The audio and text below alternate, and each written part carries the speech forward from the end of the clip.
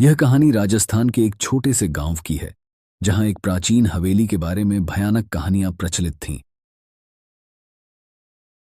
इस हवेली में कई साल पहले एक धनी जमींदार रहता था, जिसकी बेटी की रहस्यमयी परिस्थितियों में मृत्यु हो गई थी। उसकी मौत के बाद हवेली को खाली कर दिया गया, लेकिन गांव में लोग कहते थे कि उस हवेली में आज भी उसकी आत्मा भटकती है।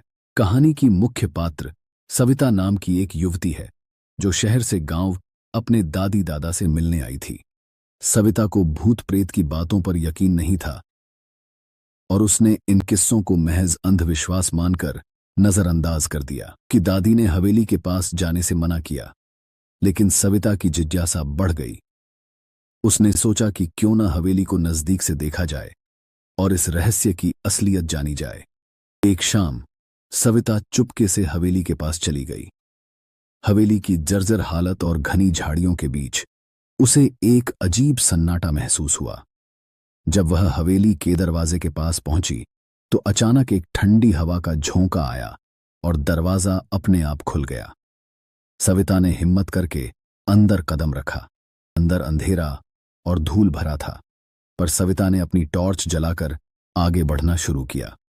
अचानक उसे ऊपर की मंजिल से किसी के चलने की आवाज सुनाई दी। उसने सोचा कि कोई और भी उसके साथ है। उसने ऊपर जाने का फैसला किया। जब वह सीढ़ियों पर पहुंची, उसे लगा कि कोई उसके पीछे पीछे आ रहा है। डर के मारे उसने पलटकर देखा, लेकिन वहां कोई नहीं था। वह ऊपर के कमरे में पहुंची, जहां उसे एक पुराना झूला दिखा। तभी झूला अपने आप हिलने लगा।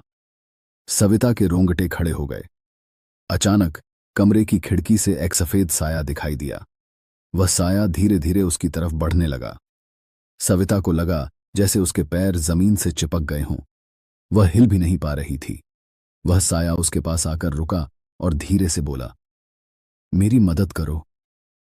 सविता चीखना चाहती थी, लेकिन आवाज नहीं निकल रही थी। वह साया धीरे धीरे गायब हो गया, पर सविता को उसकी आवाज अगा।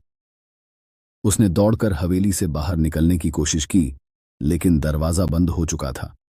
किसी तरह उसने खुद को संभाला और दरवाजे को धक्का दिया। दरवाजा खुला और वह बाहर आ गई। जब सविता गांव वापस पहुंची तो वह पूरी तरह से हिल चुकी थी। उसने दादी को सब कुछ बताया और दादी ने उसे बताया कि वह आत्मा हवेली में वर्षों से फंसी हुई थी और केवल सच्चे दिल से मदद करने वाला ही उसे मुक्ति दिला सकता था।